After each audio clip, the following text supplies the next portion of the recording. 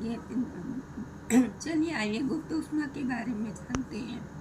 ये स्टैंड है, स्टैंड में ये थर्मामीटर लगा हुआ है। हाँ, और ये एक स्टैंड ये है, इस पर जाली लगी हुई है। जाली के ऊपर ये बीकर रखा हुआ है, बीकर में बर्फ है और ये बर्नर है, बर्नर को हम जलाते हैं। हाँ, और ये बर्फ का टेम्परेचर पहले नोट कर लेते हैं, 0 डिग्री सेल्सियस रहता है। ये कांच की रॉड है और जब ड्रॉ में बदलने लगता है तो उसको हिलाते जाते हैं। ये जाली है। अब चलिए, अब हम बर्नर को जलाते हैं और गर्म करते हैं बीकर को। अब हम देखते हैं कि बीकर जो है गर्म हो रहा है और बर्फ़ का टेम्परेचर जो है उसी 0 डिग्री सेल्सियस पर है। हम बर्नर से ऊष्मा देते जा रहे हैं, गर्म करते जा रहे हैं, लेकिन फिर भी जो है बर्फ़ जो करते हुए उसका टेम्परेचर 0 डिग्री सेल्सियस ही है। हम सोच रहे हैं कितना हम गर्म कर रहे हैं, इतना ऊष्मा दे रहे हैं कि ऊष्मा जा कहाँ रही है। हाँ, ये बड़ा आश्चर्य होता है कि इतनी देर से हम गर्म कर रहे हैं, ऊष्मा दे रहे हैं, लेकिन इसका टेम्परेचर जो करते हुए वही 0 डिग्री सेल्सियस पर है। बच्चों, ये ऊष्मा जो है ये बर्फ को अवशोषित कर ले रही है। ये कर क्या रही है, इसका उपयोग क्या हो रहा है कि ये जो बर्फ, जो ठोस पदार्थ है बर्फ, इसके बीच जो कण है ये बहुत मतलब बहुत अच्छी तरह से आकर्षण बल से बंधे हुए, इनको तोड़ने में लग रहा है।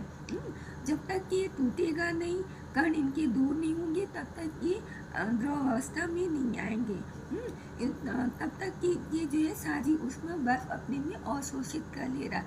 और ये जब तक कि पूरा द्रव नहीं बदल जाएगा और हम ऊष्मा देते रहेंगे, तभी जा कर के टेम्परेचर में बढ़ोतरी होगी, परिवर्तन होगा। सारी ऊष्मा कहाँ जा रही है, वो बर्फ अवशोषित कर ले रही है। ये समझ में आ गया बच्चों? आगे चलते हैं। ये ऊष्मा सब अवशोषित कर ले रही है। ऐसा माना जाता है कि ये ऊष्मा जो है ऐसा माना जाता है कि ऊष्मा जो है बर्फ में छिपी है, इसी को ही गुप्त ऊष्मा कहा जाता है। आइए चलते पढ़ते हैं। आमतौर से किसी पदार्थ को गर्म करते हैं तो उसका तापमान बढ़ता है, लेकिन बर्फ जब तक पूरी तरह से जल यानी द्रव में नहीं बदलता तब तक उसका तापमान ज्यों का त्यों रहता है, यानी 0 डिग्री सेल्सियस ही रहता है।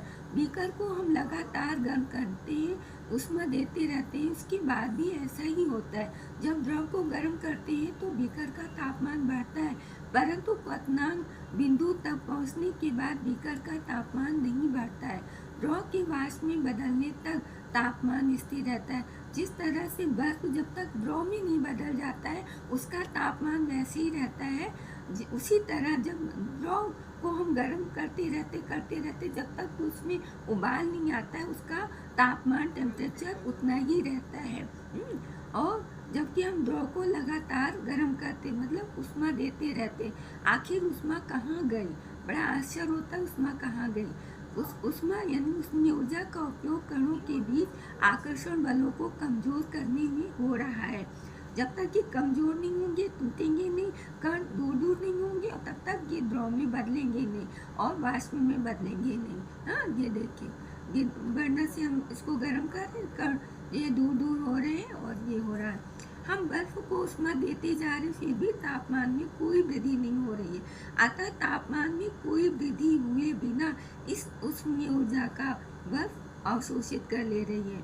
इस ऊष्मीय ऊर्जा को बर्फ अवशोषित कर ले रही है। जब सारी बर्फ जल में बदल जाती है तब ऊष्मीय ऊर्जा की आपूर्ति से तापमान में वृद्धि होती है, मतलब सारी ऊष्मा बर्फ में छिपी रहती है। ऐसा माना जाता है कि जो बर्फ ऊष्मा को अवशोषित कर ले रही है, ऊष्मीय ऊर्जा को अवशोषित कर रही है, वो सब उसी में छिपी रहती है, इसी को गुप्त ऊष्मा कहा जाता है।